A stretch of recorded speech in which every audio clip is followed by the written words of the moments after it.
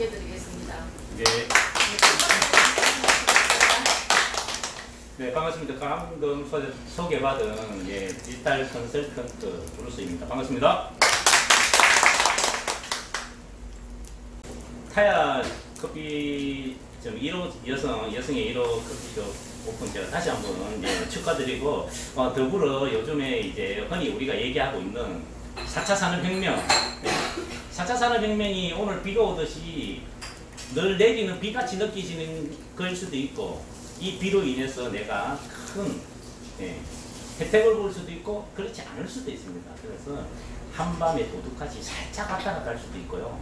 그렇지도 않을 수도 있기 때문에 오늘 제가 이게 용어가 굉장히 좀 낯설기도 하고 근데 뉴스나 또는 우리가 주변에 있을 때 굉장히 많이 들어본 용어들이에요. 오늘 간단한 경제 상식 용어 공부하신다고 생각하시고 또 컨텐츠 베스트 플랫폼은 어떤 건지 한번 이렇게 알아가 보는 그런 시간 한번 가져봤으면 좋겠습니다. 괜찮습니까? 네. 네, 좋습니다. 4차 산업혁명 난 한 번쯤 들어봤다. 네. 오늘 이 호응이 별로 없는 사람들은 차값을 개인이 부담하는 거예요. 맞습니다. 자, 한 80% 이상. 예. 다시 한번 4차 산업혁명 난 한 번쯤 들어봤다. 네. 아까보다 1% 정도입니다. 81%. 네. 자, 4차 산업혁명 이게 언제 나왔냐면은 스위스 그 다보스 포럼 뭐 이런 얘기가 혹시 들어보셨을 거예요. 거기서 나온 용어인데 오래됐어요. 몇 년 전에 됐는데 이걸 나오게 만든 첫 번째가 뭐냐면은 핵심 용어가 인공지능이 있습니다. 인공지능 들어보셨죠? 네. 간단하게 영어로는 AI라고 그럽니다. AI 들어보셨죠? 예, AI가 또 다른 뜻도 있어요. 조류독감. 예. 그리고 사물 인터넷 IoT라고 합니다. 인터넷 오브 띵이라고 하는데요. 이것도 들어보셨죠? 네. 사물 인터넷의 대표적인 게 뭐가 있을까요? 예? 자율주행. 자율주행. 예, 자율주행은 맞습니다. 자율주행과 인공지능과 빅데이터를 합친 거고, 예. 사물 인터넷의 대표적인 거는 뭐냐면은 로봇 청소. 로봇 청소기. 어떤 시어머니가 아들 집에 청소해주러 갔다가 온 거실을 돌아다니는 동그란 접시 때문에 깜짝 놀라고 빗자루 들고 그거 잡으러 다녔다는 일화가 있습니다. 예, 얘는 11시만 되면은 지가 알아서 나와서 청소 쫙 하고 속 들어가요. 거실, 그 소파 밑으로. 그러니까 이 무슨 이상한 큰 새로 나온 바퀴벌레인 줄 알고 시어머니가 막 전에가 아가 뭐 거실에 뭐 이상한 게 막 돌아다닌다. 어머니 그 청소기예요. 무슨 청소기래? 청소기는 밀어야 된다고 생각하잖아요. 그죠? 예, 그게 대표적으로 사물 인터넷 중에 하나입니다. 또 하나 금방 우리 장진호 대표님께서 말씀해 주셨는데 자율주행 이런 게 있으려면 에어컨 뭐 다. 그렇죠. 예, 맞습니다. 에어컨 예전에는 퍼지라 그래갖고 반인공지능이었어요. 예를 들어가지고 뭐 세탁기 같은 데 보면은 옛날에 세탁기 광고 혹시 기억나시는지 모르겠는데 얘가 알아서 멈춰요. 그죠? 40분 급속 이런 거 눌러놓으면 지가 딱 멈춰. 이건 옛날 버전이고 지금은 그죠? 내가 가스를 잠그고 왔나 모르니까 스마트폰으로 LG U 플러스 뭐 이런 데서 뿅뿅뿅 가스 잠궈줘 이러면은 지가 빙 벨브 올라가 있죠. 보일러 켜줘 그럼 보일러 딱 켜고 그죠? 창문 커튼 닫아줘 이러면 착 닫아주고 열어주고 요렇게 말씀하신 것처럼 인공지능과 사물 인터넷이 만나는 IoT 시대입니다. 자, 그리고 자율주행 말씀하셨는데 또 하나가 뭐냐면은 빅데이터예요. 빅데이터의 최고의 글자물이 뭐냐? 이거 혹시 바둑 좋아하시는 분 있어요? 바둑. 여기 있다. 지금 이 카메라를 한번 쫙 돌려봤으면 좋겠는데, 앵글 우리 다음에 루시아가 잘 해주세요. 들고 한번 쫙 돌려주면 되는데, 바둑이 몇천 년 된 거잖아요. 예. 그 많은 우리 바둑 두는 사람들은 복기한다 그러거든요. 옛날 고수들의 바둑을 복기도 하고 그걸 수를 다 외우고 있잖아요. 이걸 다 외우고 있는 컴퓨터가 아니었어요. 이세돌하고 빡 붙었던 알파고라고 들어보이죠? 알파고가 이겼습니까? 이세돌하고 붙어서 졌습니까? 이겼어요. 알파고가 이겼어요. 예. 컴퓨터 한 번 입력하면은 잊어버리질 않잖아요. 그런데 유일하게 컴퓨터와 대결에서 이긴 사람이 한국의 누구? 이세돌. 예, 이세돌입니다. 이 인공지능 그 딥러닝이라 그러거든요. 이거 최고의 글작품이 뭐냐? 알파고의 바둑 게임이에요. 예, 그게 뭐다? 수많은 바둑의 고수들이 이때까지 나왔던 데이터를 얘가 다 갖고 있는 거예요. 그걸 우리가 한마디로 뭐라 한다? 빅데이터라고 얘기를 하는 거예요. 자, 편의점 가면은 옛날에 알바생들이 뭘 삑삑삑삑삑 눌러요. 많이 누르는 거 보셨죠? 그 누르는 게 고객 정보를 수집하는 겁니다. 우리 요즘 하면 고객 정보에 동의하시겠습니까? 이런 거 많이 체크하시죠? 뭐 무의식적으로 그냥 뭐 이렇게 많이 누르시잖아요. 맞아요. 그게 다 들어가요. 예를 들어서 제가 GS25에 가가지고 아침에 어제 제가 음료수를 하나 사 먹었는데 예를 들어서 에너지 드링크를 하나 식스라는 거 하나 사 먹었어요. 그러면 그게 어떻게 하냐면은 제가 몇 살처럼 보여요? 18살. 18살. 저분 커피 한 잔 더 주세요. 네. 그러면 10대 후반 연령 누르고요. 남자 누르고 카드로 계산하는지 현금으로 계산하는지 아니면 요즘 유행하는 거 카카오페이나 제로페이나 이런 삼성페이나 페이로 계산하는지 아니면 문화상품권이나 뭐 이런 걸로 지역 확대로 계산하는지를 탁 눌러요. 이게 쫙 모이면 뭐가 돼요? 고객 성향 분석이 딱 되는 거예요. 그러면 아침에 주로 오는 사람들은 이런 음료수를 마시니까 어떻게 해야 되겠다. 그러면 이게 마케팅 데이터가 되는 거죠. 그게 우리는 고객들은 그냥 막 하는데 그걸 다 분석해가지고 회사에서는 새로운 신제품을 만들어낼 때는 어떻게 만들어내야 되겠다 라는 게 나오는 거예요. 이게 뭐 이게 뭐 빅데이터라고 하는 거고 이게 총체적으로 만들어 놓으면은 아까 말씀하신 인공지능과 사물인터넷과 빅데이터가 만나서 자율주행 차량이 나오는 거예요. 예. 지금 현재 테슬라에서 전기자동차 테슬라에서 앨런 머스크가 만들고 있는 자율주행 중에 가끔 사고도 나잖아요. 그죠? 얘가 사고 나는 것 중에 하나가 브레이크를 밟아야 되는데 쭉 가다 보니까 그림자가 나타나요. 그림자가 나타나는 게 시커머니까 이게 우리는 사람은 딱 보면 알잖아요. 그냥 지나가도 되는데 얘가 이게 명확하게 데이터가 분석이 안 돼가지고 이게 물체인지 그림자인지 구분이 안 되는 거야. 그러니까 얘가 브레이크를 팍팍 자동으로 밟는단 말이죠. 예, 그건 아직도 그림자에 대한 분석이 완벽하게 끝나지 않았다라는 거죠. 그래서 점점 성장해 가는 것 중에 하나. 자, 4차 산업혁명 중에 제가 마지막으로 용어를 한번 언급해보면은 이것도 질문을 한번 드려봐야 되겠다. 예, 불로 시작했어요. 나는 블록체인을 한번 들어봤다. 블록체인. 예. 요거는 한 30% 정도밖에 안 되네요. 예. 블록체인이 4차 산업혁명의 새로운 화두로 떠오르고 있습니다. 블록체인의 결과물이 뭐가 있냐? 비트코인 들어보셨어요? 네. 예. 이더리움. 네. 가지고 계신 것 같아. 안 가지고 계세요? 조금 있어요? 예, 여기서 조금은 몇 개인지 얼마인지 예, 나중에 끝나고 한번 해보도록 하겠습니다. 자, 블록체인이라는 게 2010년도에 우리가 알 수 없는 익명의 프로그래머 나카모토 사토시라는 사람이 만들었어요. 백스라고 화이트페이퍼라고 그러죠. 여기 딱 뭐라고 딱 써놨냐면은 이렇게 써놨어요. 피어-투-피어. P2P도 많이 들어보셨죠? 네. 예, 이게 마케팅 용어가 되어 있더라고요. 요즘 저 테헤란도에 가보니까. 예. 개인 간 거래, 동료라는 뜻이잖아요. 피어가. 피어-투-피어, 일렉트로닉, 캐시, 페이먼트 시스템 이렇게 되어 있어요.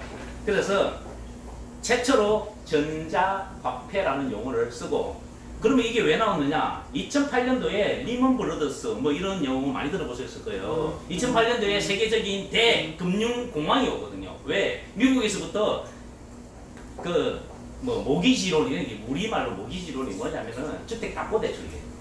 주택담보대출. 우리 그런 시절이 있었잖아요. 박근혜 정부 시절 때 최경환 경제부총리가 했던 거 집 내서 집 사라는 빚 내서 집 사라는 얘기예요. 대출받아 집 사라는 게 있었어요. 미국에서 그런 일이 실제로 있었거든요. 예를 들어서 10억짜리면은 그 LTV, DTI 이런 용어들도 들어보셨죠. 1억짜리면 DTI면은 70% 잡아주면은 7천만 원까지 대출해주는 이런 제도가 있어요. 미국 얼마까지 해주냐면 120%. 1억짜리 집인데 1억 2천을 대출해줘.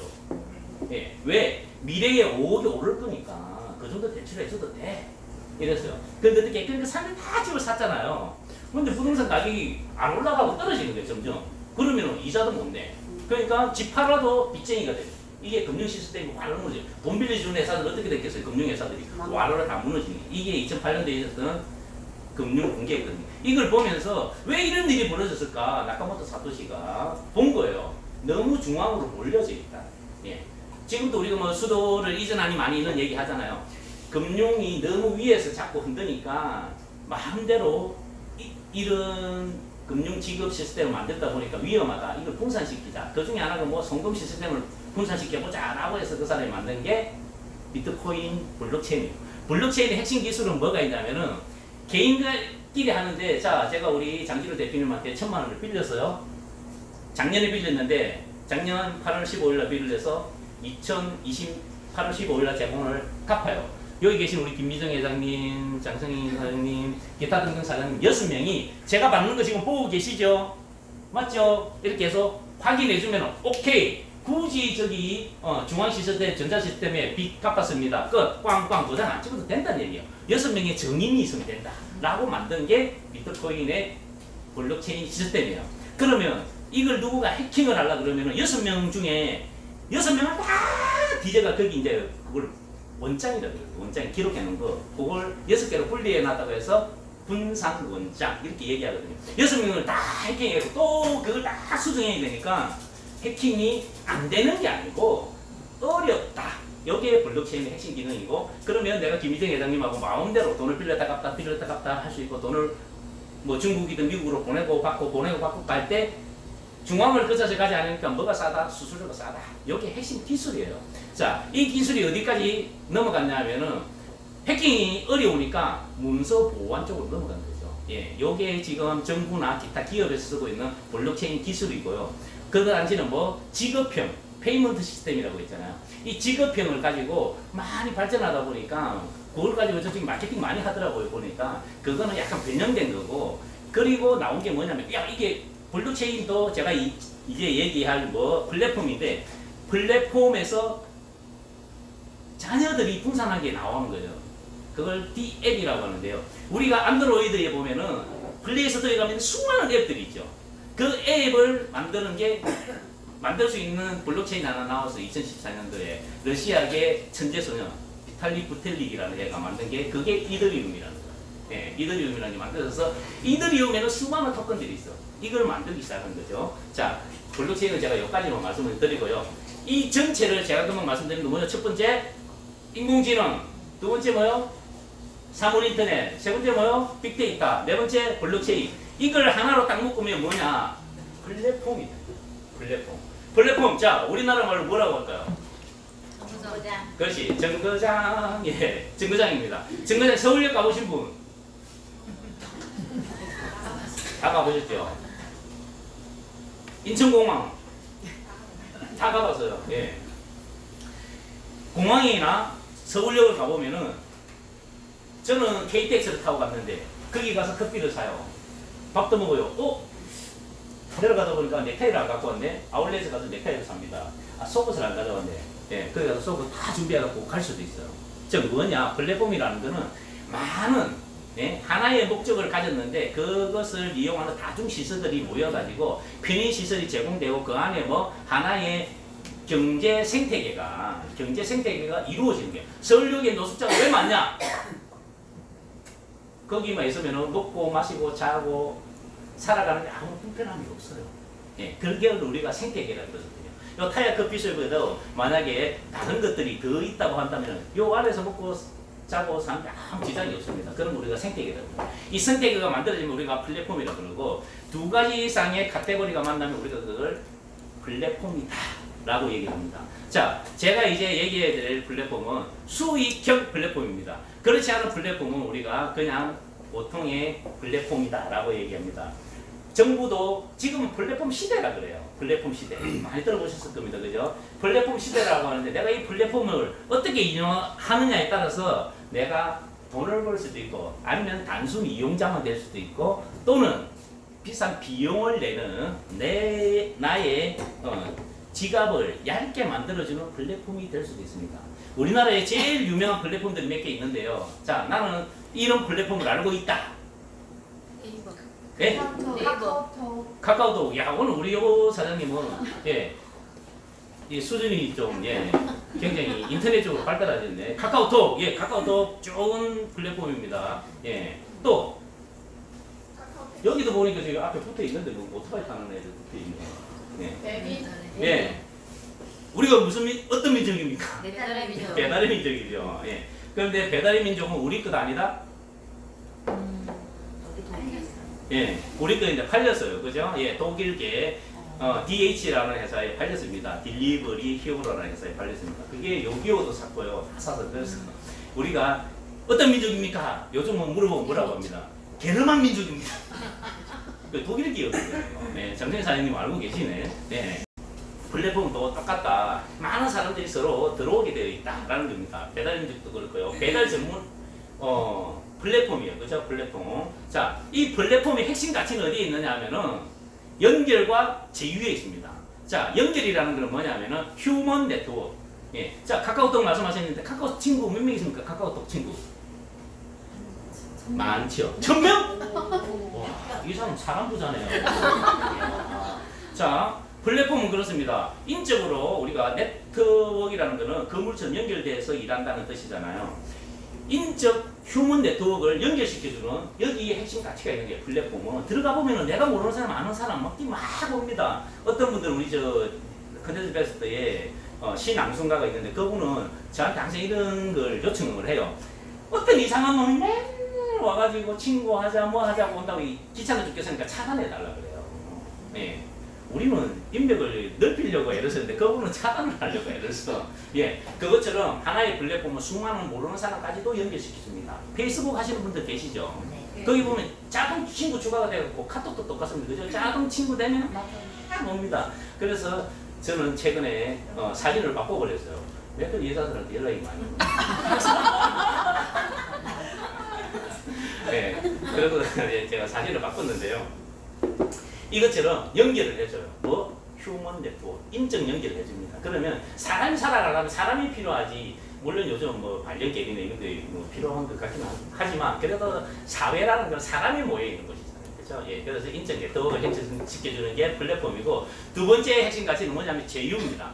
제휴라는 거는 우리가 공유 경제 이런 거 들어보죠. 공유 경제. 공유 경제의 대표적인 게 뭐냐면은 유튜브라네. 에어비앤비 그리고 우버. 우리나라에는 타야가 아니고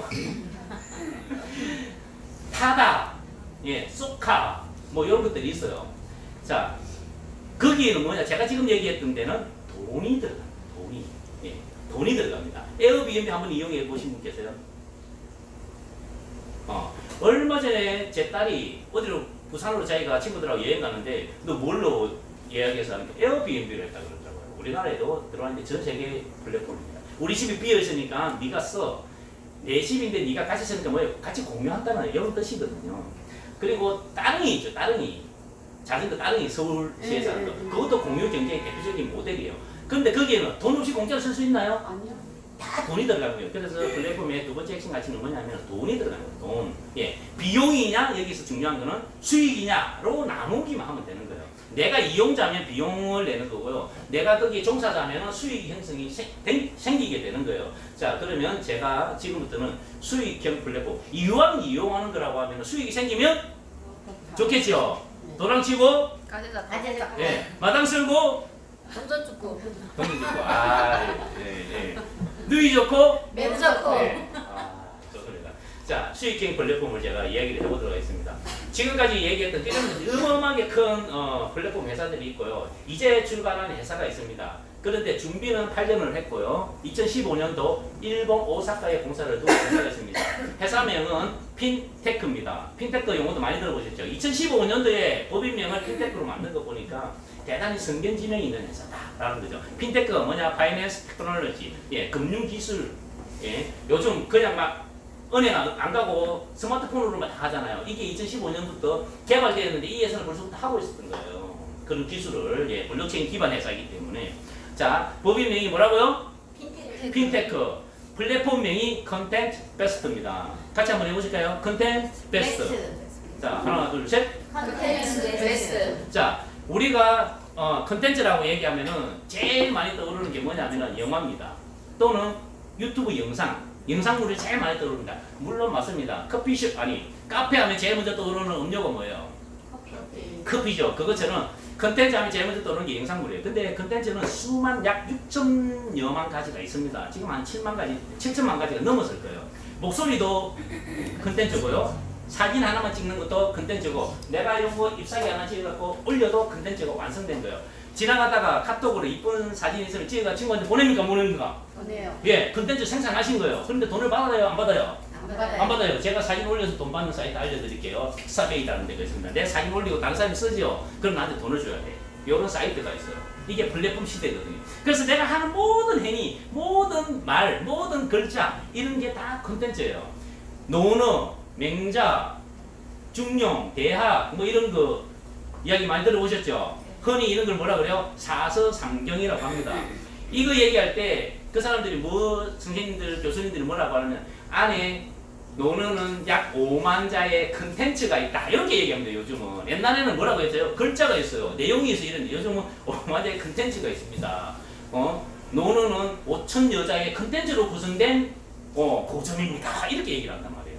예. 그래서 컨텐츠는 뭐다? 내 일상이다. 이렇게 보시면 되고, 이 컨텐츠를 엮어서 너무 많으니까 골라야 되잖아요. 이렇게. 예. 골라서 올려놓은 게 뭐? 컨텐츠 베스트다. 이렇게. 좋은 것만 뽑아서 올렸다라고 생각하시면 되고, 이게 무슨 기능이냐면은 큐레이트라고 들어보죠. 큐레이트. 네. 예, 큐레이터가 많은 사람이에요. 수많은 미술 작품 또는 좋은 게 있으면 그 중에 제일 좋은 거 또는 시대에 맞는 걸 골라서 전시회를 딱 열어주는 사람을 우리가 큐레이터다라고 얘기하거든요. 컨텐츠의 큐레이터 기업이 컨텐츠 베스트다 이렇게 보시면 됩니다. 자, 그러면 제가 앞에 서두에 말씀드린 것처럼 수익형 플랫폼 회사라고 했어요. 네, 그럼 어떻게 수익을 만드느냐? 그죠? 수익을. 나는 따릉이 자전거 타면은 내 돈이 나가지 따릉이 서울시에서 잘 돈을 주진 않아요. 우버 택시를 이용하면은 내가 기사한테 돈 내야 되지 나한테 주진 않아요. 즉 내가 쓴 만큼 되돌려주는 거 우리가 이걸 리워드 보상이라고 합니다. 보상이 없는 플랫폼이 지금까지의 플랫폼입니다. 배달민족 내가 이용하면은 결제만 하지 배달민족이 나한테 뭘 주진 않아요. 물론 포인트 조금 주긴 해요. 그죠? 예. 근데 약하다는 얘기죠. 그러면 현금을 받을 수 있는 수익형 플랫폼 컨텐츠 베스트는 어떻게 수익을 형성해 나가느냐? 자, 첫 번째, 내가 재능이 있어요. 자, 우리 크리스틴 같은 경우에는 번역, 중국어를 한국어로, 한국어를 중국어로 번역할 수 있습니다. 이 번역을 할 수 있다라고 올려줍니다. 제가 텍스트가 뭐라 그랬죠? 컨텐츠라고 했잖아요. 이걸 올려놔요. 그러면 어느 누군가는 이게 필요한 사람이 있을 거 아니에요. 그러면 내가 돈을 받게 해주는 거예요.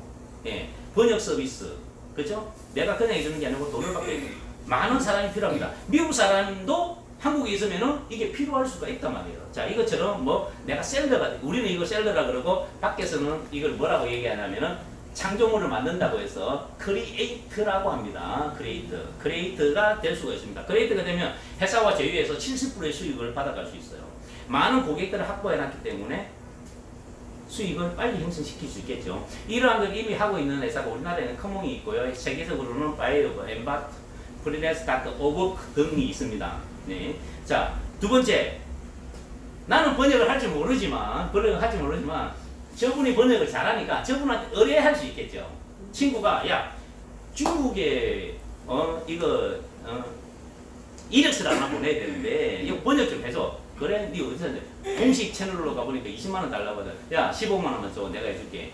저 크리스탄 해가지고 얼마입니까? 8만 원인데 그럼 내가 얼마 남았어요?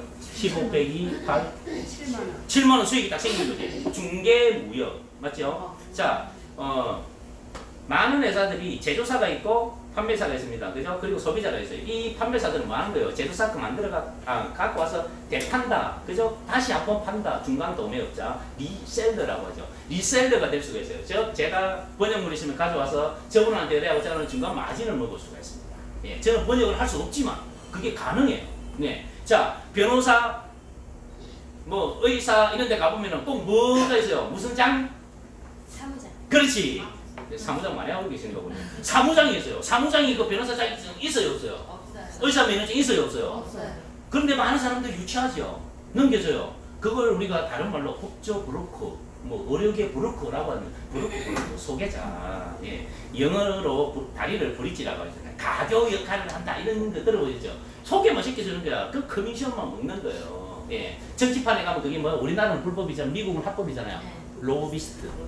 로비스트 하는 게 뭐예요? 그 사람이 정치, 국회 입법 어떻게 하는지도 몰라. 근데 국회한테 가서 이번에 타야 커피 프랜차이즈 하려니까 너무 힘드니까 프랜차이즈 법 좀 고쳐주세요. 의원님 막 이렇게 오케이 딱 이렇게 바꾸잖아요. 그 입법 처리하기 또 만들어주는 거. 로비스트. 우리나라에는 합법적이지 않지만 서양에서는 이미 보편화되어 있는 직업군 중에 하나라는 얘기죠. 그걸 우리가 할 수 있는 거예요. 예, 이게 뭐 리셀러 또는 우리가 마케트라고 합니다. 예. 세 번째는 뭐냐?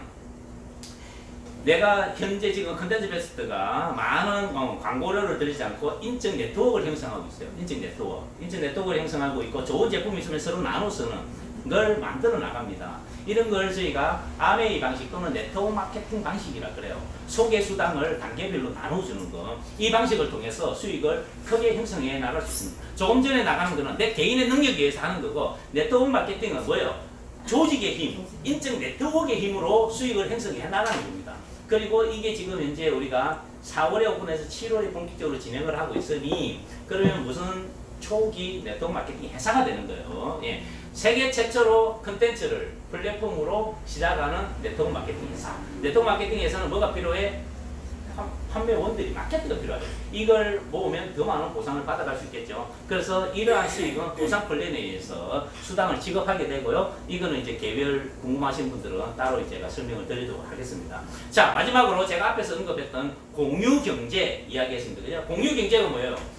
어떤 사회적으로 이익이 그러한 걸 다시 제가 간단하게 끌고 들어오면 뭐냐? 공유 경제예요. 자, 컨텐츠 베스트 많은 수익이 생겼어요.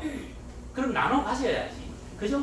내가 여기 해온 들어간 것만으로도 내가 공유를 했단 말이에요. 이걸 뭐 수익형 플랫폼의 마지막 단계인 공유 수익을 가져갈 수 있게 만든다라는 겁니다. 앞에서 얘기한 것보다는 수익이 조금 작겠죠. 그러나 본인이 조금 열심히 하면 공유 경제 수익도 커질 수 있다. 자, 대표적인 수익 모델이 뭐냐라고 하면은 유튜브 아시죠? 유튜브, 나는 유튜브 하루에 한 편이라도 본다. 네. 손 안 드신 분은 2편 이상 보는 걸로 제가. 네.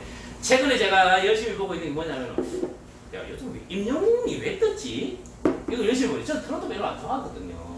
네, 트로트 별로 안 좋아하는데, 야, 너무 매력적이더라고. 예, 얼굴도 저 비슷하게 생기, 같지는 않고. 예. 그래서 제가 유튜브를 열심히 봅니다. 예, 유튜브를 열심히 보는데 제 데이터 요것만 빠져나가지 걔들한테 돈 주진 않아요. 그런데 유튜브에는 재밌는 내용이 있어요. 박말래 할머니 이야기 들어보셨어요? 박말래 구독자가 100만 명이 넘어요. 어마어마하죠. 예. 그러니까 수익이 연봉이 몇십억이야 그 사람이. 자, 유튜브는 수익이 두 가지로 형성됩니다. 첫 번째 광고 수익, 두 번째 기부금, 슈퍼셀이라는 게 있거든요. 그럼 이건 정치판에서 있는 거라서 여기서는 열외로 하고요. 광고 수익 박말래 할머니처럼 한번 대보십시오.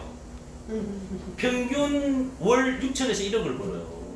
유튜브 한번 찍어갖고 뭐 대단한 거 하는 것도 아니야. 여행 가는 거 찍고 집에서 뭐 비빔국수 만드는 거 찍고 이런단 말이에요. 그 정도 할 수 있잖아요. 그죠? 예. 여기 다 또 얼굴도 박말래 그 할머니보다는 다 미인이시고 막. 예. 그거 찍는데도 한 달에 그렇게 번단 말이에요. 그러면 그게 왜 그렇게 벌 수 있냐? 구독자가 많기 때문에.